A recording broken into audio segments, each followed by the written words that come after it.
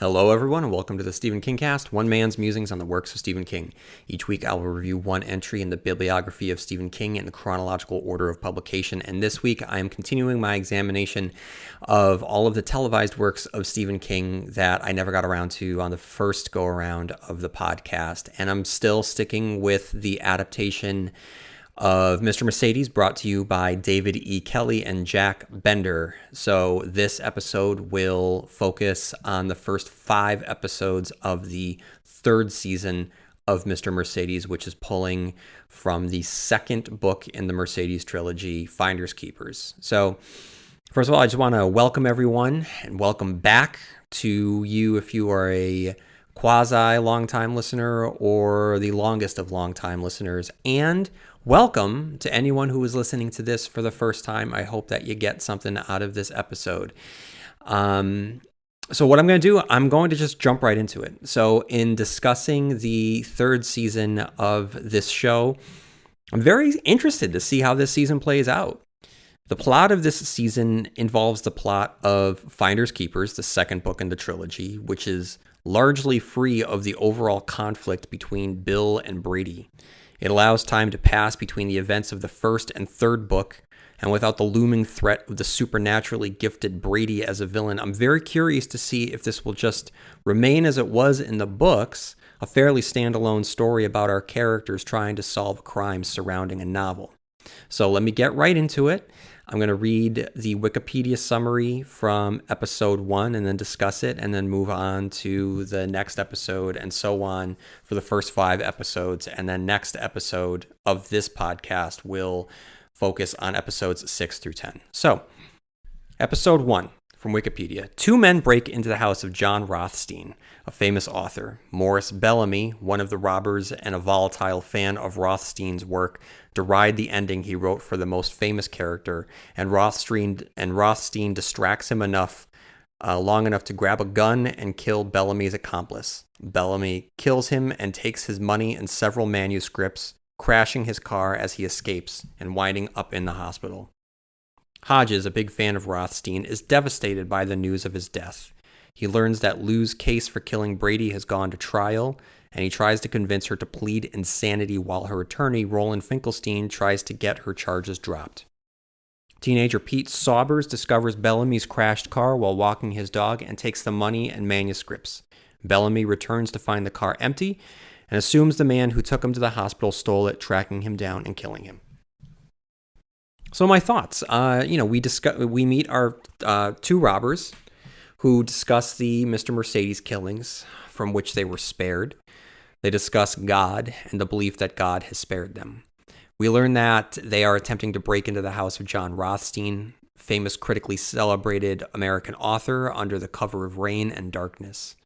John Rothstein, by the way, is played by the great Bruce Dern, who is awoken from his slumber by the 2 masked men, and in a hilarious turn of events, is completely unbothered and is just old man antagonistic toward them.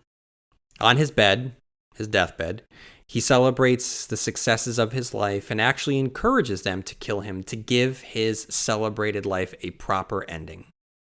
One of the robbers criticizes the ending, this would be Morris, of the novels, which shows that he never understood what Rothstein was writing about in the first place.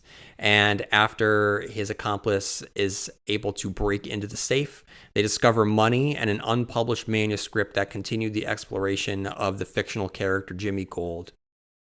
The Rothstein depiction in the novel, and then here again, it makes me think of John Updike and his character of Harry Rabbit Angstrom, whose life he chronicled over a period of 30 years.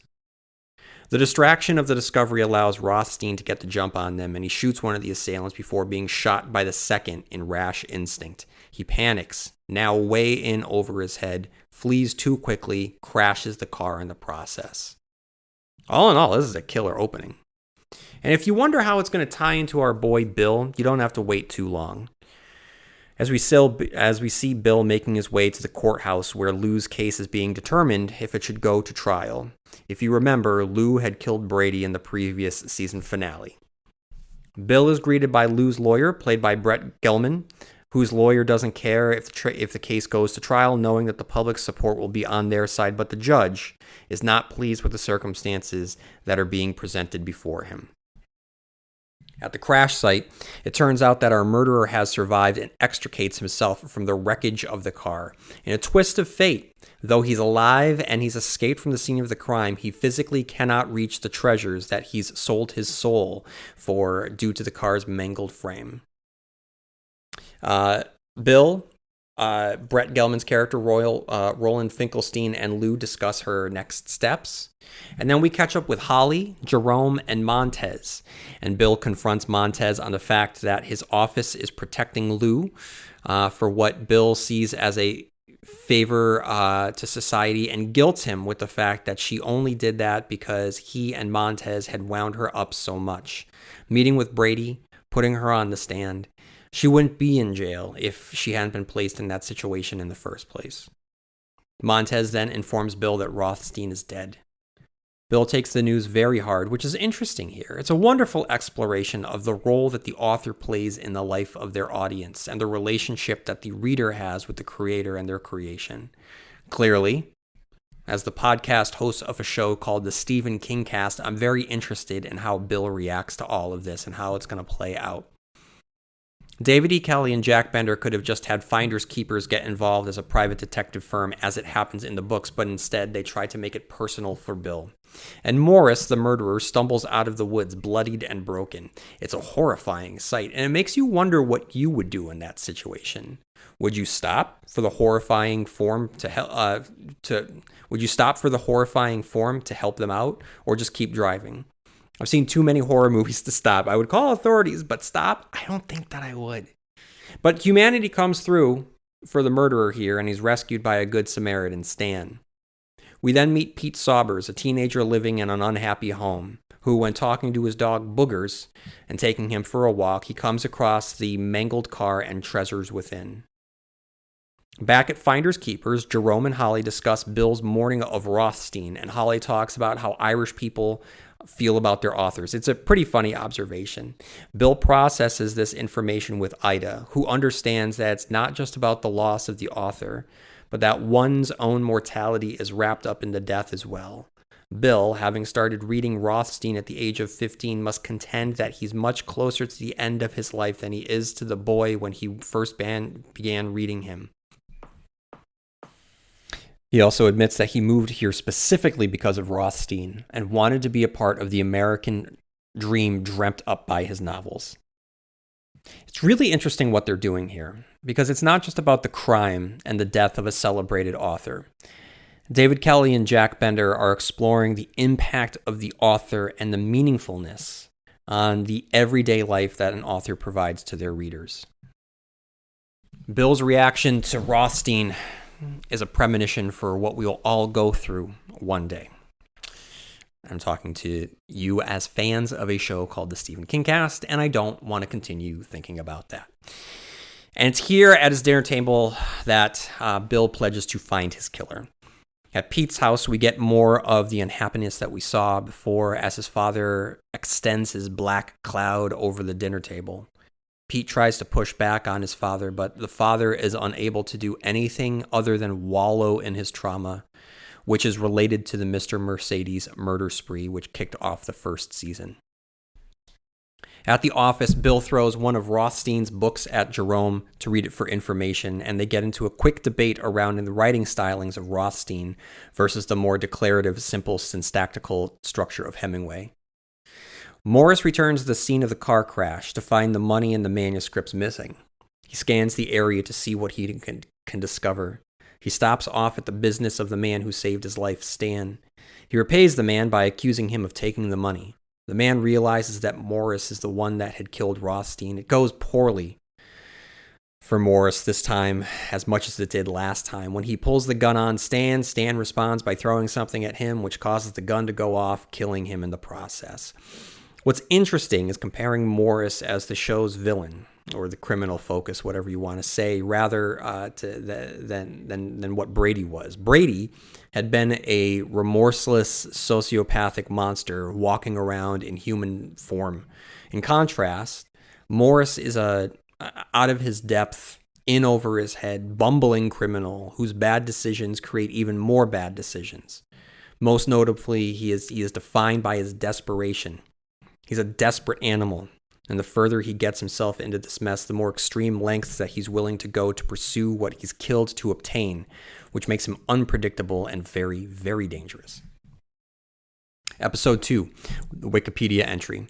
The uncompromising judge of Lou's case, Bernard Rains, deems her mentally unfit to stand trial and orders her placed on psychiatric hospital until she can be evaluated.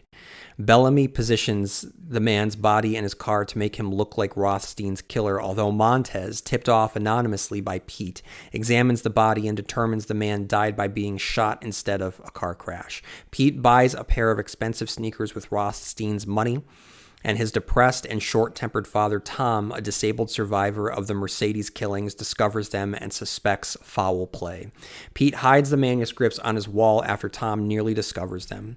Rothstein's ex-lover and the woman who gave Bellamy his location, Alma Lane, deduces that Bellamy killed him and encourages him to kill whoever has his money after having sex with him.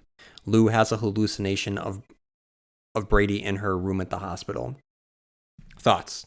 Here we go. We got the new credits, which features City of Dreams by Bob Dylan, a song that I perked right up to when it came on.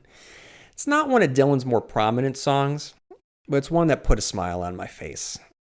It's been a long time since I sat down and listened to that song, which I first heard once I made it to Bob Dylan's Greatest Hits Volume 3. And even though it's been a while, I found myself singing along as if it was yesterday.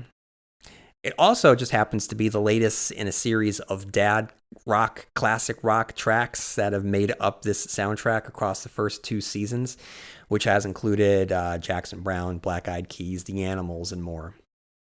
After the credits roll, Bill, now on the case as literally a private investigator, makes his way to the John Rothstein murder scene.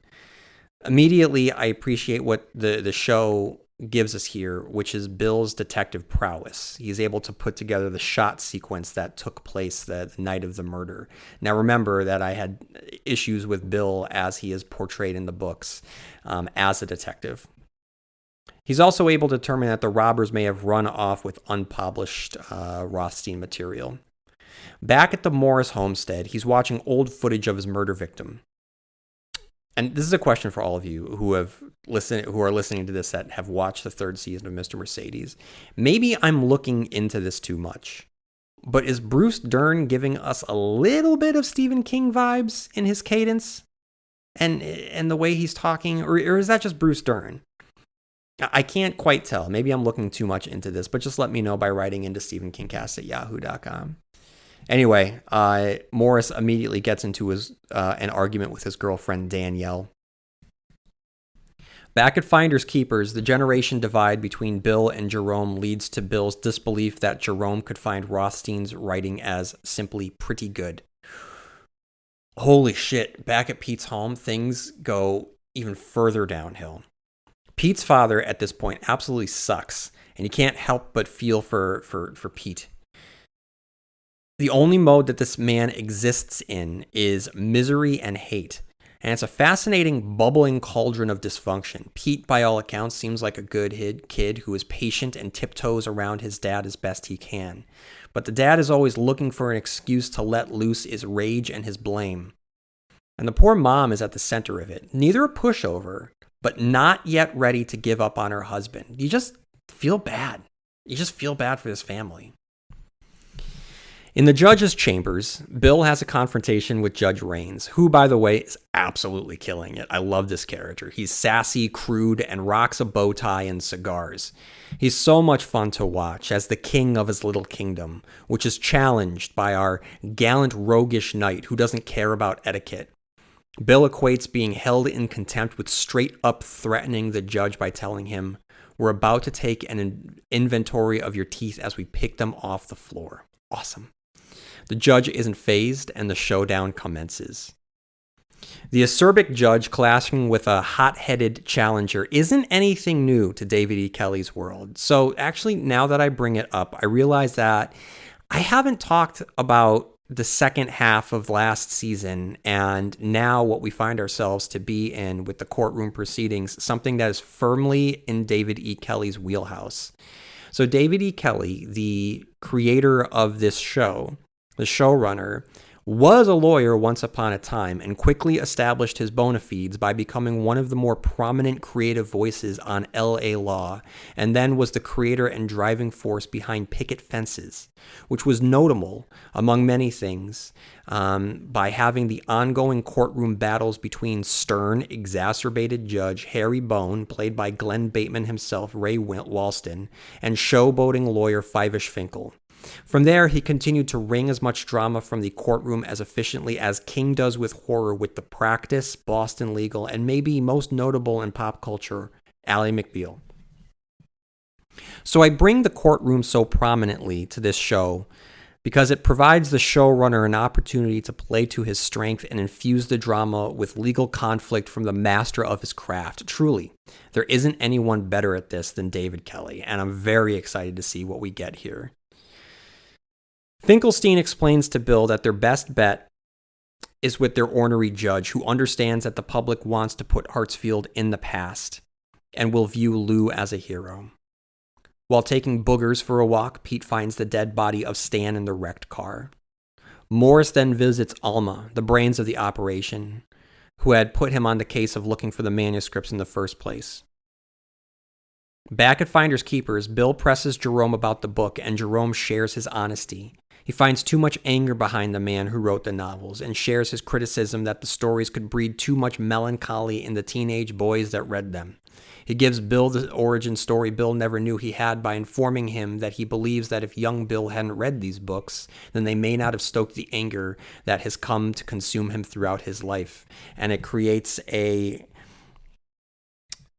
an antithesis for Bill and Morris, as they are both on ends of the criminal and cop spectrum here. But what they have linked is the inspiration that they both received from reading the John Rothstein's books. Even if Bill and Morris are not as intertwined as much as Bill and Brady had been, there is this commonality and this link that they have with this dead author at the center.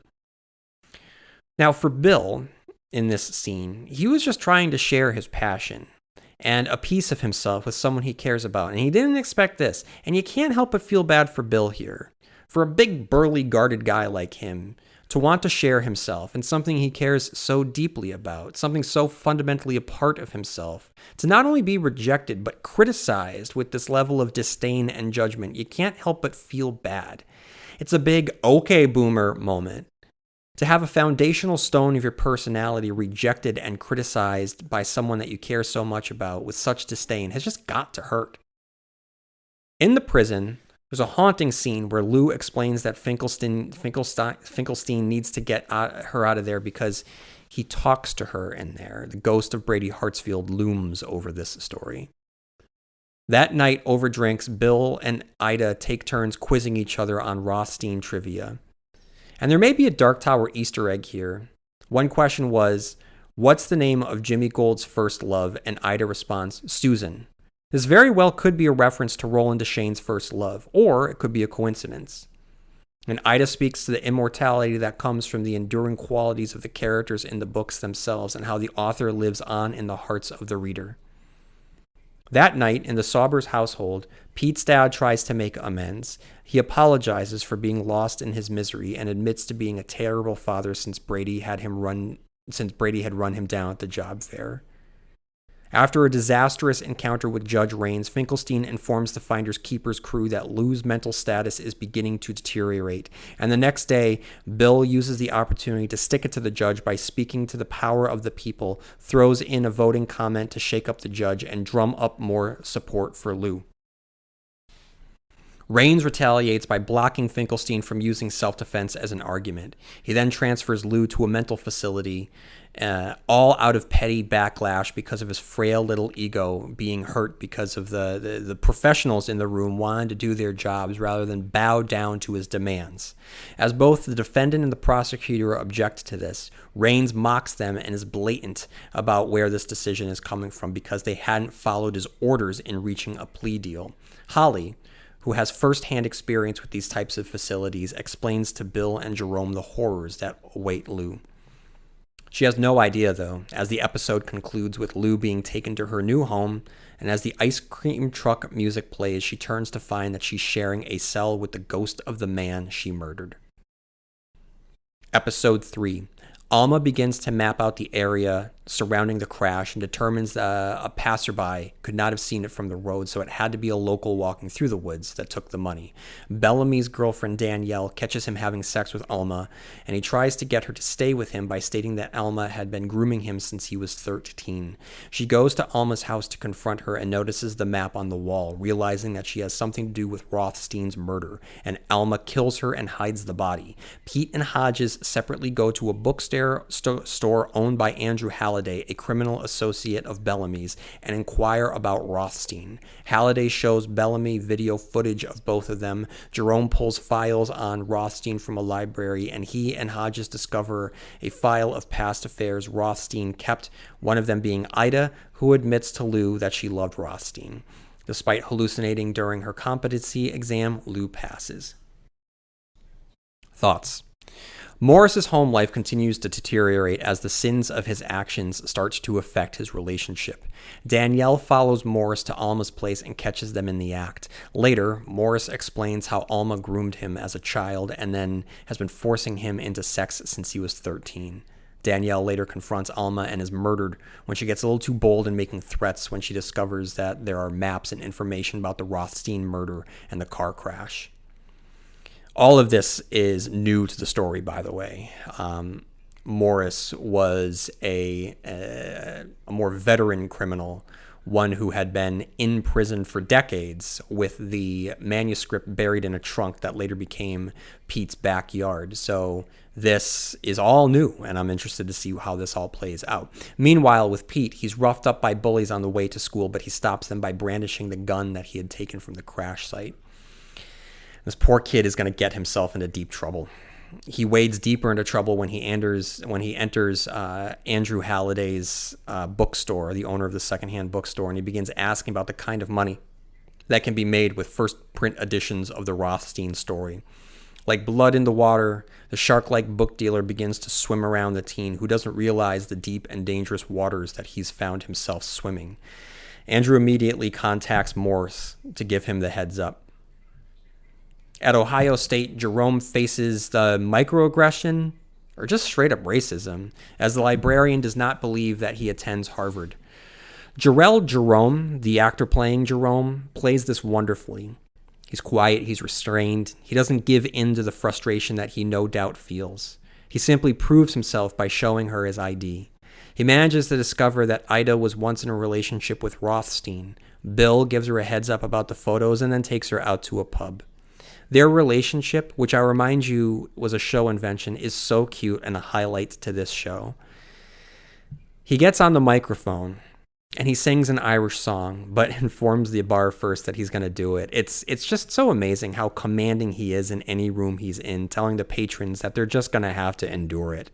And it's a really beautiful moment, with Gleason warbling out the tune with imperfect pitch, but pure emotional truth. It's a tender, heartwarming, emotionally raw scene. When an actor or an actress sings and they can't sing, but they do so anyway, it means so much. Because it's not just the character who's putting themselves out there, it's the actor themselves. The character is doing what's right for the loved ones, and the actor is doing what's right for the character, and it just makes it matter so much more. Holly faces her fears and heads to the mental institution to speak with Lou, specifically around the concern that Lou is speaking to Brady and Brady is speaking back. Things continue to devolve as Lou believes the lies that the fake Brady in her mind is telling her, that Finkelstein is in it only for the glory of the case. Episode 4. Bellamy and Alma identify Pete from Halliday's footage, and Bellamy breaks into his house but does not find anything. Jerome discovers the man Bellamy killed was reported as taking someone to the hospital on the night of Rothstein's murder, although Bellamy used a fake identity while there. Raines disallows Finkelstein from using self-defense as a valid argument in Lou's trial, so instead he tries for involuntary manslaughter when the trial begins. Lou posits to him that they could call Holly as a witness, as she has also attacked Brady and did not suffer any consequences. Thoughts? Bill awakens from a heavy-handed dream in which Lou is being burned at the stake in a courtroom while Rothstein on the television complains that society has killed Satan and in doing so has killed God. And in the process, now, in the absence, there is only Mr. Mercedes. Morris arrives at Alma's house and identifies Pete as the teen who had entered Andrew's bookstore. Alma also acknowledges that Bill Hodges is on the case and he's a bloodhound. She's conniving enough to know that they could use this to their advantage, because if he's sniffing around, then it might be useful for them to allow him to get information on Pete to find out where the manuscripts are. Pete's dad is concerned about the anonymous donations that are arriving in their mailbox and understands that it's Pete who's doing it, but doesn't understand where the money is coming from.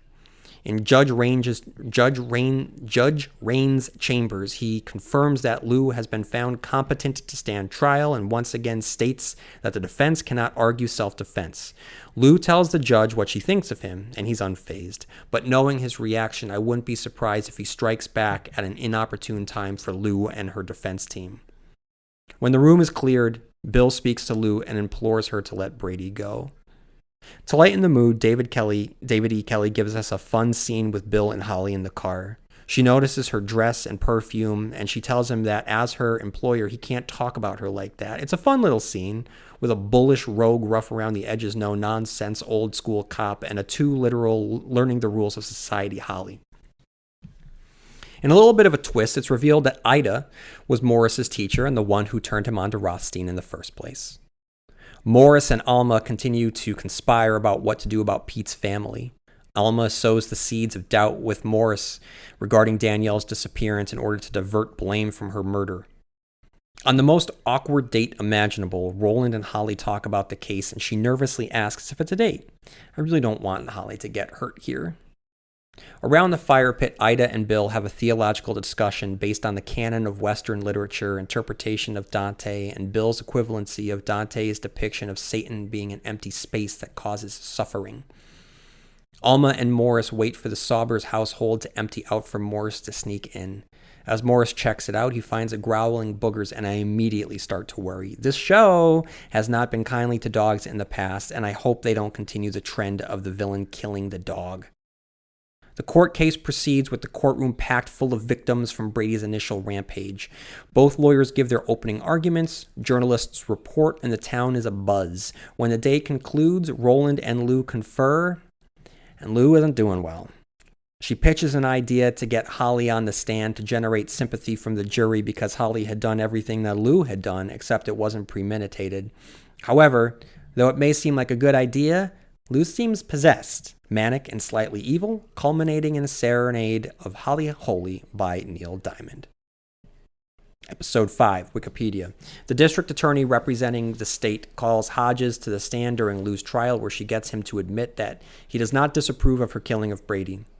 The police begin visiting houses close to where Bellamy's car crashed, informing them of the missing money, and Pete's parents begin to suspect him due to his recent obsession with Rothstein.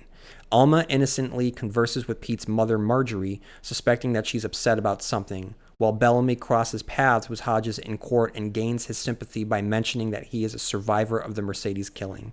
Alma gets rid of Danielle's body by carving it up and throwing pieces into a wood chipper. Thoughts? The episode begins with Bill being harassed, needled by the intrusive thoughts of a ghostly John Rothstein. Morris, who thankfully didn't kill the dog, isn't doing well with the lack of update from Danielle. And he has a flashback to his youth, when his mother was criticizing the worth of the Rothstein books, which caused him to begin choking her. He then heads to Andrew's store, and they get into an argument about keeping Morris informed if anyone comes around and asking about Rothstein. In the courtroom, the prosecution calls Bill to the stand, which is a surprise to everyone, including Bill. It gives Bill an opportunity to curse and be as rough around the edges itself. I'm not sure here what the show is trying to convey with this testimony. To me, it doesn't appear that that he says anything that condemns Lou, though there's an argument with Roland afterward. But again, I don't see any failure in what Bill conveyed.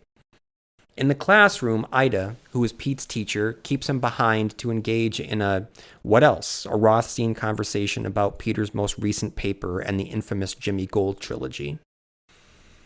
At the Saubers household, the police arrive, informing Mom that the money went missing from the car crash and wonders about who it may be, whether it's her husband or her son. When her dad comes home, things don't go well. When his dad comes home, things don't go well. And though Tom, the father, might have not been great at the beginning of the season, he's clearly trying to make amends, and he's now stuck in between these two states where the anger is still there, but he's trying to do better. And quite frankly, up until he gets physical with Peter, he's being more than reasonable. Peter is lying, and Peter is about to get the family into a lot of trouble, and Peter just digs his heels in deeper. And what's interesting here and what should be explored is this continued examination of the role that Rothstein plays in young men. We saw this with Morris in the flashback, where he gets hooked on Rothstein, wraps Rothstein around his personality, and what do we see from his youth? He chokes out his mother. So he starts to become angry and violent, in part inspired by the actions and the writings of John Rothstein. Jerome has already called Bill out for this as well, and then now we see the next generation with Pete being obsessed with these books and the writings of Rothstein, much in the way Gollum had been with the One Ring. And we've seen him brandish a gun. We see him lying to his parents. And we see him receding deeper into the lie than telling the truth and going to the police. So the teachings and the writings and the sensibilities of John Rothstein are shown to have tragic effects on those that read them. And it's not just the safety of Pete that's in danger now, it's Pete's soul. Alma concludes this episode by cutting up Danielle's corpse and feeding it to a wood chipper. So, and that's it for this episode. So, I mean, in the last season, around this stretch, I found there to be some unnecessary wheel spinning, and I feel the same here. The big swings that the show tells me it swung feel more like whiffs. The conflicts in the plot don't advance to greater degrees here. Lou still seems possessed by Brady. Bill seems torn up about Rothstein and Lou. Holly is torn about her rigidity and her feelings for Roland. Alma continues to be awful, and Morris misses Danielle. The only advancement was the cops circling around the Saubers house and Alma inserting herself into the family. Other than that, it was a mostly unnecessary episode, but it's not enough to detract me from enjoying the show. I still feel the same way that I did about it last season, where you could just remove the criminality from it and the mystery. I would just want to hang out with these characters. But I'm excited to see what happens in the second half of the books, because maybe not as drastically as the second season, which deviated greatly from End of Watch, though the foundational pieces of Finders Keepers are here in this season. There's enough differences that are in play for me to wonder exactly how this is all going to play out. And I'm excited. I'm still enjoying it, and I hope you enjoyed this episode. And next episode, I will conclude my thoughts on Mr. Mercedes, the television show, with episodes 6 through 10 of the third season. All right, everyone, if you have any thoughts, please write into StephenKingcast@yahoo.com, and may you have long days and pleasant nights, and I'll see you here next time where MOON spells Stephen King Cast.